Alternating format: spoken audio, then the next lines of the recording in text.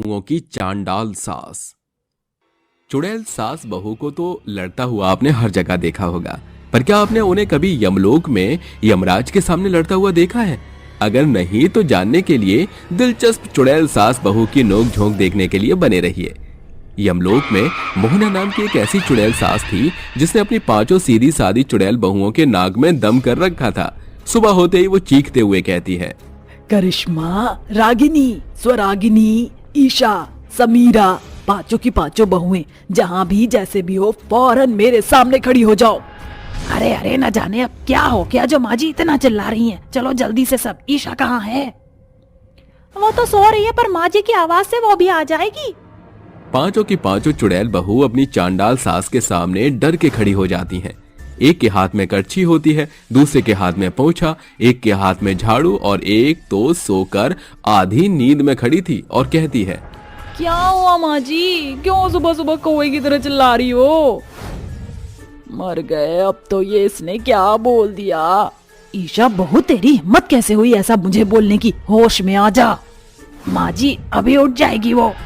अरे जेठानी जी, मैं उठी हूँ, अब माँ जी के उठाने की बारी है। ए बुढ़िया चांडाल सास, ये देखा है, जब ये 2.5 किलो का हाथ पड़ता है ना तो आदमी उठता नहीं, उठ जाता है। लगता है अभी तक होश में नहीं आई है। अब मैं इसे बताती हूँ, 100 ग्राम का हाथ नहीं है और मुझे 2.5 किलो का डायलॉग दे रही है। चुटकी बजाते ही चांडाल सास के हाथ में एक पानी का जग आता है, जिसे ईशा बहू के मुंह पर मारती है और चारों बहू दूर से कांप जाती हैं। किसने मारा? किसने मारा पानी मुझे?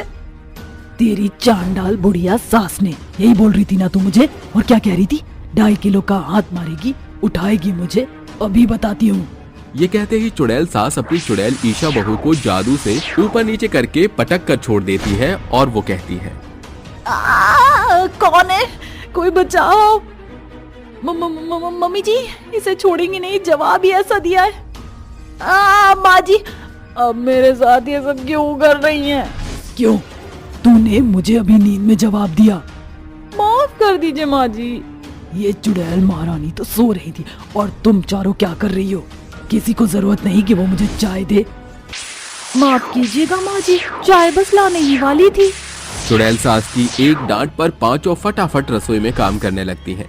थोड़ी देर बाद जब 5 बहू उसके लिए खाना बना देती हैं, तो बड़ी बहू करिश्मा कहती है, माँ जी खाना बन गया है। खाने में तंदूरी चिकन, मटर पुलाव, पाव भाजी, मीठे में रसगुल्ले बने हैं। हम 5 ने मिलकर बनाए हैं। आप क्या खाना पसंद करेंगी? पहले ये इतना सारा अटरम शटरम बना तो लिया, पैसे क्या पेड़ पर उगते हैं? मेरे बेटे मेहनत करके लाते हैं और रोज तुम खीर पूरी पकवान बना देती हो। सब ला के दो मेरे लिए।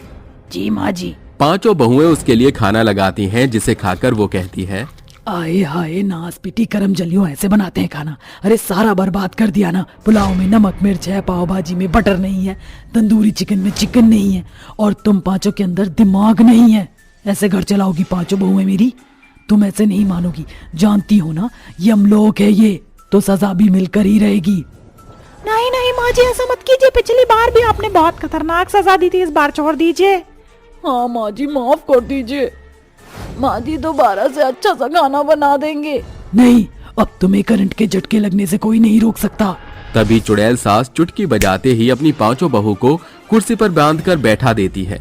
उनके पैरों के नीचे पानी था, जिसके बाद चुड़ैल सास अपने हाथ में तार लिए पानी में उस तार को डालती है, जिससे 5 बहू में थर थर बिजली के झटके पे झटके खाने लगती हैं। इतने में बहुओं की हालत बद से बदतर हो जाती है, जिसके बाद सास सब कुछ पहले जैसा कर देती है और कहती है, उम्मीद है तुम्हें बिजली के झटके अच्छे से लगे होंगे। आइंदा से खाना अच्छे से बनाना। मर गए रे। अरे ये कैसी सास पल्ले पड़ गई। इतनी खतरनाक तो धरती वाली सास भी नहीं होती जितनी हमारी यमलोक वाली चांडाल सास है। जरा बालों का हाल तो देखो। अभी कैरेटिन करवाया था बालों में, माँ जी ने सब खराब कर दिया। क्या हालत कर दी है माँ जी ने हमारी। रंट लगा रंट लगा रंट लगा रे, माँ जी ने मारा तो हम सबको करंट लगा रे। इसको ज्यादा तेज का करंट लग गया, बेचारी। 5 को जादू से मुक्त कर सास सोने चली जाती है। अगले दिन 5 चुड़ैल बहुएं शॉपिंग करके आती हैं तो अपनी साड़ी दिखाती हैं। माँ जी देखिए, मैं कांजीवरम की साड़ी लाई हूँ। और माँ जी मेरी बनारसी। माँ जी कढ़ाई वाली साड़ी देखिए। माँ जी मैं तो ये नेकलेस और पीले रंग की साड़ी लाई हूँ। और माँ जी ये मेरी साड़ियाँ लाल कलर की। मतलब तुम अपने अपने लिए साड़ी लाई हो, मेरे लिए नहीं। जानती हो उसका खामियाजा कितना भुगतना पड़ेगा। मैंने कहा था ना माँ जी के लिए साड़ियाँ ले लो, वरना वो हमारे साथ अब की बार पता नहीं क्या करेंगी। पाँचों की पाँचों अपनी साड़ी यहाँ रख दो, मैं लूंगी उन्हें। अरे माँ जी ओके लगा तो हम आपको भूल गए। ये देखिए आपके लिए बहुत सुंदर सुंदर साड़ी लाए हैं। अरे वाह, ये तो बहुत अच्छी है, इसे तुम ही ले लो, मैं तो तुम्हारी साड़ियाँ ही लूंगी। ऐसा कहकर मोहना चुड़ैल सास उनकी साड़ी ले जाती है। कुछ देर बाद पांचों बहुएं घर की सफाई कर रही थीं कि गीले फर्श पर सास गिर जाती है और वो चिल्लाते हुए कहती है, अरे मोरी मैया, अरे मार डाला रे, फोड़ डाला, तोड़ डाला मेरे बम को। नास पीटियों, करम जलियों, बेशर्मों, ऐसे सफाई करते हैं? एक पोछा लगाना नहीं आता तुम्हें? मारना चाहती हो ना मुझे? मुझसे आजाद होना है तुम्हें? अब तुम देखना, इसी यमलोक के नरलोक की कढ़ाई में मैं तुम्हें भून कर ही रहूंगी। जादू से चुड़ैल सास हवा में उठ जाती है और अपनी बहुओं को शक्तियों से जकड़कर नरक लोक ले जाती है और लहराते हुए ज्वालामुखी के पास लाकर कहती है, अब तुम इसमें जाओगी। माँ जी हमें छोड़ दीजिए, ऐसा मत कीजिए माँ जी। माँ जी मैंने पोछा लगाया था, मेरे गलती की सजा आप बाकियों को मत दीजिए, माफ कर दीजिए माँ जी, उन्हें छोड़ दीजिए। नहीं माँ जी, आप हमें भी सजा दीजिए। चलो तुम सबको एक साथ ही सजा दूंगी, एक ही ताली के चिट्टी बट्टी हो गई हो। वो उन्हें उभरते हुए ज्वालामुखी में डालने ही वाली होती है कि यमराज आकर कहता है, मोहना क्या कर रही हो तुम?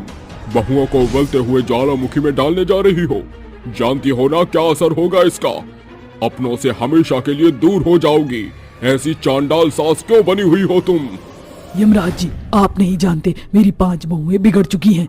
उन्होंने मुझे गिरा दिया, अभी खाना नहीं बना पाती, कभी कुछ, और अब छोड़ूंगी नहीं मैं। जरा अपनी 5 चुड़ैल बहुओं के आंसुओं को देखो। 5 तुम्हारा सिर झुकाकर कहना मानती हैं, पर तुम उनके साथ क्या करती हो सब पता है मुझे। मैंने जादुई दर्पण में तुम्हारी सारी हरकतें देखी हैं। तुम कितनी क्रूरता से अपनी बहुओं के साथ रहती हो।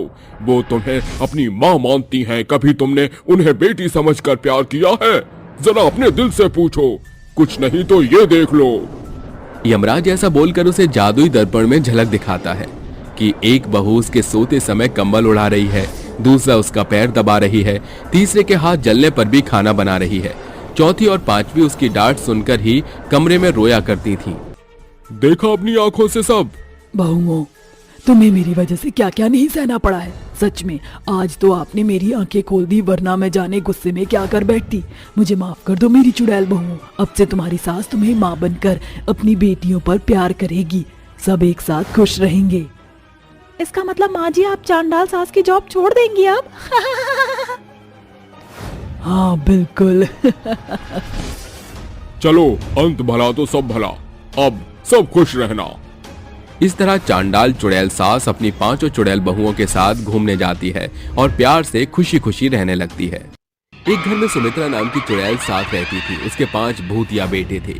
वो बहुत बूढ़ी हो गई थी, इसलिए वो 5 बेटों की एक साथ शादी करने का तय करती है और उनके लिए सहरे और शेरवानी लेकर आती है। तभी उसके 5 भूतिया बेटे आकर कहते हैं, अरे माँ, 5-5 शेरवानी सहरे किस लिए? हाँ माँ, ये सब बेचने जा रही हो क्या कहीं? अरे नालायक, मैं तुम 5 की शादी करने वाली हूँ। इसे बेचकर पैसों का अचार डालूंगी क्या? तुम 5 काफी नहीं हो कमाने के लिए? अरे हाँ भाई, माँ बिल्कुल ठीक कह रही है, शादी कर लेनी चाहिए अब हम सबको। माँ अकेले रहकर कितना परेशान रहती है, घर में भी हमारे जाने के बाद बोर हो जाती होगी। ये बात तो तुमने बिल्कुल ठीक कही बिरजू। ये लो, कुछ चुड़ैल लड़कियों की फोटो छाटी है। अपनी पसंद की बहू देखकर बता दो मुझे कैसी है। 5 भूतिया बेटों को अपनी पसंदीदा लड़की पसंद आ जाती है और एक साथ वो कहते हैं, माँ तुम्हारी चुड़ैल बहुएं बहुत खूबसूरत हैं, हम शादी करने के लिए तैयार हैं। ये कहते ही सुमित्रा चुड़ैल चैन की सांस लेकर कुछ ही दिनों में अपने 5 भूतिया बेटों की शादी उन 5 चुड़ैल से करवा देती है, जिसकी 5 बहुएं एक थाली में 5 अलग अलग सब्जी के बराबर थीं, जिनका एक दूसरे से स्वाद अलग था। चुड़ैल सुमित्रा 5 का एक साथ गृह प्रवेश कराती है। अगले दिन सास अपनी 5 बहुओं से कहती है, अब तुम पांचों आ गई हो तो मुझे किसी चीज की चिंता नहीं। तुम पांचों को मिलकर ये घर संभालना और रसोई में एक साथ काम करना है। लेकिन ये रसोई एक है, इसलिए अच्छे से रसोई को संभालना। तो तुम पांचों अपनी पहली रसोई में क्या बनाओगी? माँ जी, वो हम सब ने सोचा नहीं है, पर हम कुछ ही देर में बातचीत करके आपको बता देंगे। ठीक है। ऐसा कहकर पांचों चुड़ैल नई बहुएं रसोई में आकर कहती हैं, देखो, मैं तुम सबकी जेठानी हूँ मोहिनी, तो मैं पहली रसोई में गाजर का हलवा बनाऊंगी। तुम लड़ोगी इसलिए मैं पहले ही बता रही हूँ। पर गाजर का हलवा बनाना तो मैंने सोचा था। तुम चारों अपना अपना अलग सोच लो ताकि पांचों अलग बने, किसी का एक जैसा ना मिले। ठीक है, तो मैं खीर बनाऊंगी और मैं रसमलाई बनाऊंगी। मैं काले गुलाब जामुन बनाऊंगी। मैं तो घर की सबसे छोटी बहू हूँ, इसलिए कचौड़ियाँ बनाऊंगी। आप सब तो मीठा बना रही हैं। ठीक है, तो सब अपने अपने खाने की तैयारी शुरू कर दो। पांचों चुड़ैल बहुएं अपना अपना खाना बनाना शुरू कर देती हैं। बड़ी बहू गाजर को घिसती है, दूसरी चावल बीन रही थी, तीसरी गैस पर दूध चढ़ा रखी थी, चौथी भी वही कर रही थी और पांचवी गैस पर दाल भून रही थी। तभी मोहिनी गुंजा का दूध का पतीला हटाकर अपनी कढ़ाई रख लेती है। ये देखकर गुंजा कहती है, जेठानी जी, आप ये क्या कर रही हैं? मैंने गुलाब जामुन के लिए दूध को गर्म किया है, आप ऐसे कैसे मेरा पतीला हटा रही हैं? दिखाई नहीं देता आपको? मेरी पहली रसोई है, सबसे छोटी वाली का हटा दीजिए। अरे तो पहली रसोई मेरी भी है, मैं कहाँ बनाऊं? तुम तीनों बर्नर को घेर कर बैठ गई। मैं क्यों हटाऊं? मेरी भी पहली रसोई है। मुझे माँ जी को कचौड़ियाँ बनाकर खिलानी है, दाल ना भूनूं। तभी ध्रुवी अपना चावल का कुकर रखकर कहती है, चलो शौरवी, तुम अपना पतीला हटाओ, अब मुझे माँ जी के लिए पहली रसोई में खीर बनानी है। अरे मैं क्यों हटाऊं? मेरी भी तो पहली रसोई है, आप ही हटा लो। ऐसे करके पांचों चुड़ैल बहुएं उस गैस पर अपना खाना पकाने के लिए लड़ने भिड़ने लगती हैं। उनकी आवाज सुनकर चुड़ैल सास कहती है, ये सब मैं क्या देख रही हूँ? तुम पांचों तो ऐसे लड़ रही हो जैसे पानीपत का यहाँ युद्ध चल रहा हो। अरे तुम पांचों ने खाना नहीं बनाया क्या? माँ जी, कैसे खाना बनेगा? ये चारों तो मुझे बनाने ही नहीं दे रही हैं। माँ जी, जेठानी जी ने मेरा पतीला गैस से हटा दिया। और माँ जी, मुझे भी वो बनाने नहीं दे रही है। यहाँ पर बर्नर 3 है और 5 बहुएं एक साथ खाना कैसे बनाएंगी? तो क्या अब तुम पांचों बहुओं के लिए मैं 5 गैस लाकर तो नहीं रख सकती? एक रसोई का मतलब है मिलजुल कर एक साथ काम करना। जब तक छोटी बहू तू कचौड़ी में दाल भर रही है, जब तक बोलेगी इतने में दोनों बहुएं अपने गाजर के हलवे को पका लो और एक खीर को पका लो, और उसके बनने के बाद तुम दोनों अपनी मिठाई बना लो। अगर शांत मन से काम करोगी तो ही हो पाएगा। अपनी चुड़ैल जात इस घर में मत दिखाओ। ठीक है माँ जी, अब हम मिल बांट कर काम करेंगे। ओहो, इन्होंने तो पहले दिन ही पहली रसोई में करामात कर दी, ना जाने आगे क्या गुल खिलाएंगी। तभी पांचों चुड़ैल बहुएं मिल बांटकर सूझबूझ से अपनी पहली रसोई का खाना बनाकर सास को खिलाती हैं, जिसे खाकर वो कहती है, आहा बड़ी बहू, तूने बहुत अच्छा गाजर का हलवा बनाया है, और छोटी बहू तेरी खीर भी बहुत अच्छी है, और तुम तीनों ने भी बहुत अच्छा बनाया, और डार्लिंग बहू इन सब ने मीठा बनाया, पर तूने नमकीन बनाकर मेरा दिल खुश कर दिया। इसी बात पर तुम पांचों को ये सोने का हार। चुटकी बजाते ही चुड़ैल सास अपनी पांचों बहू को सोने का हार पहना देती है। ये देखकर वो कहती है, अरे वाह माँ जी, शुक्रिया शुक्रिया माँ जी, ये हार बहुत अच्छा है। अच्छा बहू, मेरे कपड़े धो देना और बाकी काम भी कर लेना आपस में। जी माँ जी। तभी पांचों बहू अपनी सास के कपड़े धोने के लिए एक दूसरे से छीनने लगती हैं। अरे ये मैं धोऊंगी, माँ जी की साड़ी आप क्यों आंख कर रही हो? तुम्हें करने की कोई जरूरत नहीं है, मैं कर लूंगी, मुझे अच्छे से आता है, तुम जाकर कोई और काम कर लो। तभी छोटी बहू छीन कर कहती है, अरे आप सब जाओ, मैं कर लूंगी, आप कोई और काम कर लो। अरे मैं धोऊंगी माँ जी की साड़ी। पांचों लड़ने लगती हैं और अपनी सास की साड़ी को खींचते हुए गिर पड़ती हैं। ये देखकर सुमित्रा अपने सिर पर हाथ रखकर कहती है, हे भगवान, एक लंगड़ों, एक काड़ी में, एक लिसियानी, अरे किस किस ने संभालूं? क्या सोचा था 5 बहू मेरा काम आसान कर देंगी, लेकिन इन्होंने तो काम बिगाड़ दिया। और अरे ये तुम पांचों ने मेरी साड़ी का क्या सत्यानाश मारा है, ऐसे काम करते हैं क्या? माँ जी, जेठानी जी और देवरानी जी हमें करने ही नहीं दे रही, तो यही होगा ना? अरे तुम्हें सुबह सुबह इतने प्यार से समझाया था कि एक साथ एक ही काम मत किया करो, घर में बहुत काम है, एक बर्तन मांज लो, एक झाड़ू लगा लो, एक पोछा लगा लो, एक खाना बना लो, पर नहीं, तुम्हें लड़ना है। माँ जी हमें माफ कर दीजिए, हम सब आपको दोबारा शिकायत का मौका नहीं देंगे। ऐसा कहकर चुड़ैल सास चली जाती है। वक्त गुजरता है, पांचों चुड़ैल रसोई में लड़ झगड़ कर तीनों टाइम का खाना बनाती है। तो कभी करछी से लड़ती है तो कभी बेलन से। ऐसे में एक बार सास का खाना ठंडा हो जाता है, जिसके बाद वो उन्हें बहुत सुनाती है, पर पांचों बहुएं ऐसी ही रहती हैं। फिर एक बार गुस्से में वो कहती हैं, बहुत हुआ, तुम पांचों ऐसे नहीं सुधरोगे। अगर तुम पांचों एक साथ मिलकर रसोई नहीं संभाल सकती तो अब से अलग अलग रहोगी। एक दिन बड़ी बहू, दूसरे दिन छोटी बहू, फिर तीसरे दिन तीसरी बहू, ऐसे एक एक करके रसोई संभालना, समझी? जी माँ जी। ध्रुवी चुड़ैल बहू अकेले खाना बनाते हुए कहती है, यार जेठानी जी, देवरानी जी तो लड़ झगड़ कर ही सही, लेकिन एक साथ काम करते थे, अकेले तो मन ही नहीं कर रहा। दिल दे दिया है, जान तुम्हें देंगे, लड़ाई नहीं करेंगे हम। माँ जी आपकी कसम, आपकी कसम। वही कपड़े सुखाते हुए डार्लिंग और गुंजा चुड़ैल बहू कहती है, दीदी ऐसे बहुत बोर हो गया है, हम एक साथ काम करते थे तो ही अच्छा लगता था, माँ जी ने अलग कर दिया तो। सच कहूँ तो मुझे भी अच्छा नहीं लग रहा। ऐसा करते हैं, हम पांचों रसोई में जाकर उसकी मदद करके नाच गाना करते हैं।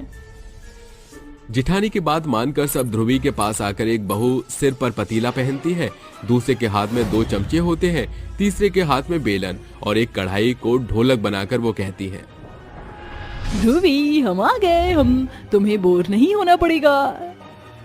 देखो देखो शाम है बड़ी दीवानी, धीरे धीरे बन जाए न कोई कहानी। दिलबर है, दिलकश है, दिलदार नजारे हैं, आज जमीन पर उतरे कितने सितारे हैं। अटलो होश में निदानम, हम है दिल है और जानम, बस दीवानगी दीवानगी दीवानगी है। पांचों चुड़ैल बहुएं एक साथ रसोई घर में नाच गा रही थीं। ये देखकर सास कहती है, क्यों तुम पांचों एक साथ एक रसोई में कैसे आ गई? तुम तो लड़ाई करती थी, अब नाच गाना कर रही हो, चाहती क्या हो आखिर? माँ जी हम समझ गई हैं कि हम पांचों की खुशी एक साथ एक रसोई में रहने में है। हम 5 मिलकर बैठकर काम करेंगी। खुश रहो तुम पांचों, मुझे तुमसे इसी चीज की उम्मीद थी। इसके बाद पांचों चुड़ैल मिल बांटकर घर का सारा काम खुशी खुशी करने लगती हैं। जमनपुर नामक एक गांव था, जहां रूबी अपने पति रमेश और अपने बच्चे गोलू के साथ गरीबी में भी बड़ी खुशी से रह रही थी। कम रोजी रोटी में भी दोनों किसी तरह गुजारा चलाया करती थी। एक दिन रमेश का बचा कुचा काम भी उस पर झूठा इल्जाम लगाकर छीन लिया गया। वो बेतहाशा घर आकर कहता है, रूबी जरा एक गिलास पानी देना। ये लीजिए पानी। अरे आप इतना उदास क्यों हैं? क्या हुआ? अरे क्या बताऊं तुझे, गोविंद ने मुझ पर बोरी चुराने का आरोप लगा दिया। मालिक ने मेरी बात मानी नहीं और मुझे वहां से निकाल दिया। अब मैं कैसे घर चलाऊंगा? उससे बड़ी बात, मैं गोलू का खर्चा कैसे उठाऊंगा? आप चिंता मत कीजिए, यहाँ नहीं तो कहीं और सही, आपको काम जरूर मिलेगा। कहने से क्या होता है, अभी हमारे पास तो कुछ पैसे भी नहीं है जो कल का भी खर्चा चला सके। मैं हूँ ना, मैं कुछ ना कुछ इंतजाम कर लूंगी। अरे गोलू को भूख लग रही है, मैं जरा उसे खिचड़ी दे देती हूँ। रूबी अपने 3 साल के बच्चे को अपने हाथ से खिचड़ी खिलाती है। 4 दिन बीत जाते हैं, रमेश को कहीं काम नहीं मिलता। फिर रूबी अपने बच्चे को रमेश के सहारे छोड़कर जाते हुए कहती है, रमेश जी आप गोलू का ख्याल रखना। मैंने एक जगह अपनी बात करी थी ना, मुझे खाना बनाना, कपड़े धोने का काम मिल गया, तो मैं वहाँ जाया करूंगी और शाम को आया करूंगी। बस जब तक आप गोलू को किसी तरह संभाल लेना। क्या दिन आ गए हैं मेरे कि मुझे घर पर बैठकर गोलू को संभालना पड़ गया और तुम काम के लिए जा रही हो। मैं अच्छा पति बिल्कुल नहीं हूँ। आप ऐसा मत सोचिए रमेश जी, सारी जिम्मेदारी आपकी थोड़ी है। एक पत्नी और माँ होने के नाते मेरे भी कुछ कर्तव्य बनते हैं। आपने अपनी जिम्मेदारियों को हमेशा से निभाया है, अब थोड़ा मुझे भी करने दीजिए। गोलू बेटा बाय, ख्याल रखना अपना। मम्मा थोड़ी देर में शाम को आ जाएगी। रमेश जी आप इसे 3 बजे दलिया खिला देना। ठीक है, ठीक है। ये बोलकर रूबी घर से निकल जाती है और अपने काम पर पहुंच जाती है, जहां वो पहले साफ सफाई करती है, फिर खाना बनाती है और कपड़े धोने के बाद उन्हें इस्त्री करके शाम का खाना बनाकर निकल जाती है। तभी उसकी मालकिन लता कहती है, रूबी तुमने बहुत अच्छा काम किया, पहले दिन ही तुमने सारा काम फटाफट कर दिया। ये लो तुम्हारी पहले दिन की कमाई। शुक्रिया मेम साहब, पर ये तो बहुत सारे हैं। जो भी है रख लो, तुम्हारी मेहनत के हैं। रूबी मालकिन को फिर से शुक्रिया करके निकल जाती है और खुश होकर कहती है, इतने पैसों से तो गोलू के नए कपड़े ले आऊंगी और महीने भर का घर का राशन चल जाएगा। रमेश जी तो बहुत खुश हो जाएंगे। ये कहते हुए रूबी जा ही रही थी कि इतने में एक ट्रैक्टर उसे जोर से टक्कर मार देता है, जिसके बाद रूबी बेहद बुरी हालत में होती है। उसके सिर से काफी खून बह जाता है और वो आते जाते लोगों से मदद मांगते हुए कहती है, सुनिए, कोई मेरी मदद कीजिए। मुझे मेरे बच्चे और पति के पास जाना है, मुझे उनके पास ले चलिए। भाई साहब, दीदी, कोई मेरी मदद करो, मुझे मेरे घर तक ले चलो। मेरा बच्चा मेरी राह देख रहा है। रूबी अपनी बची कुची सांसों से लोगों से मदद मांगती है, लेकिन आता जाता हर शख्स उसे उसी हाल में छोड़कर चला जाता है। गांव का कोई आदमी उसकी मदद नहीं करता। इतने में रूबी दम तोड़ देती है और अधूरी इच्छा से वो एक चुड़ैल बन जाती है। इन लोगों ने मेरे साथ बिल्कुल ठीक नहीं किया, किसी को भी मैं छोड़ूंगी नहीं। बहुत तड़पाया है मुझे, एक से एक सबसे बदला लूंगी। बदले की आग में चुड़ैल गांव के लोगों को मारने पहुंच जाती है। सबसे पहले वो ट्रैक्टर वाला आदमी को मार डालती है। मार डाला तुझे आज मैंने, तुझे मार कर भी मुझे चैन नहीं आ रहा। अभी तो मैं सभी को मारूंगी। ये कहते ही चुड़ैल हर उस इंसान को मारती है जिसने उसकी मदद नहीं की थी। वो एक एक करके कुछ लोगों को मार डालती है। फिर वो एक औरत की गर्दन पकड़कर कहती है, अगर उस वक्त तुम मेरी जरा सी मदद कर देती तो क्या हो जाता, लेकिन नहीं। अब तुम्हें भी तो पता चले, जैसा मेरा परिवार अधूरा रह गया उसी तरह तुम्हारा परिवार भी तड़पेगा। छोड़ो छोड़ो, मुझे जाने दो, मुझे माफ कर दो। किसी को मरता हुआ छोड़ दो, तुम्हें भी तो पता चले। अब तुम भी तड़पती रहना। ये बोलते ही चुड़ैल उसे मार डालती है, जिसके बाद मरते हुए वो भी अपनी गिनी चुनी सांसें लेती है और मर जाती है। चुड़ैल और भी लोगों को मार देती है। बड़ी तेजी से गांव के सभी लोग गायब होते जा रहे हैं। चुड़ैल के खौफ से डरकर गांव के सभी लोग सरपंच के पास पहुंच जाते हैं और उससे शिकायतें करते हैं, जिसके बाद गांव वाले चुड़ैल के पास मशाल लेकर जाते हैं, जहां चुड़ैल एक नदी के किनारे आदमी की गर्दन पकड़े हुए खड़ी होती है कि गांव वाले उसे आग दिखाकर डराते हैं। चुड़ैल इतनी शक्तिशाली नहीं होती कि वो गांव वालों का एक साथ सामना कर पाए। काली चुड़ैल, छोड़ दे इस आदमी को, वरना हम तुझे इस मशाल से जलाकर राख कर देंगे। अगर मेरे पास कोई भी आया तो मैं इस आदमी को इसी वक्त मार डालूंगी। अरे गांव वालों, सरपंच साहब, अरे मुझे बचा लो, ये चुड़ैल मुझे मार डालेगी। कितने भी बचाने की गुहार लगा ले, लेकिन मैं तुझे मार ही डालूंगी। तूने इसे नहीं छोड़ा तो हम सच में तुझे जला देंगे। तू जिद्दी है तो मैं भी जिद्दी हूँ। चुड़ैल की बात सुनकर सरपंच विराट को इशारा करता है। तभी विराट मशाल से चुड़ैल के हाथ पर मारता है, जिससे चुड़ैल उस आदमी को छोड़ देती है और वो नदी में गिर जाती है। साथ ही विराट उस आदमी को बचा लेता है। तभी डूबती हुई चुड़ैल को सरपंच कहता है, लगता है तुझे आग और पानी से डर लगता है, अब तो उसी में डूबकर दोबारा मर जाएगी। चलो गांव वालों, यहाँ से चलते हैं, कोई इसकी मदद नहीं करेगा। हाँ हाँ चलो सब, वरना ये फिर आकर मार देगी। बचाओ बचाओ, कोई मुझे बचाओ, मैं डूब रही हूँ। चुड़ैल होने के बाद मैं मेरे पर इतनी शक्तियाँ नहीं है कि मैं यहाँ से बाहर आ सकूं। जहाँ एक तरफ चुड़ैल डूब रही थी, उसी जगह 4-5 बच्चे बारिश में भीगते हुए एक दूसरे से कहते हैं, अरे मिंटू, मेरे शरीर में तो बहुत खुजली हो रही है। कैसी बारिश हुई है, इसने तो मुझे बंदर ही बना दिया। चिंटू, मुझे भी बंदर जैसा ही लग रहा है।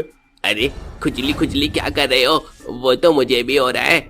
ऐसा करते हैं, इस नदी में नहा लेता है, इस नदी के पानी से हमारी खुजली खत्म हो जाएगी। भोपाल के बच्चे, तूने तो बिल्कुल सही कहा, चलिए फिर एक साथ छलांग लगाते हैं।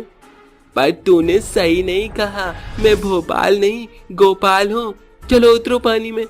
सारे छोटे बच्चे उस नदी में छलांग लगाकर मस्ती करते ही हैं कि उन्हें एक डूबती औरत नजर आती है। अरे दोस्तों, लगता है कोई आंटी डूब रही है, चलो उन्हें बचाते हैं। हाँ चलो बचाते हैं। ये बोलते ही वो बच्चे उसे बचाने जाते हैं। चुड़ैल भारी होती है, लेकिन किसी तरह बच्चे उससे किनारे तक ले आते हैं और जब उसकी शक्ल देखते हैं तो वो डर जाते हैं। तभी चुड़ैल होश में आती है। मैं कहाँ हूँ? क्या मेरी मदद तुम बच्चों ने की है? अरे आप तो बहुत डरावनी आंटी हैं।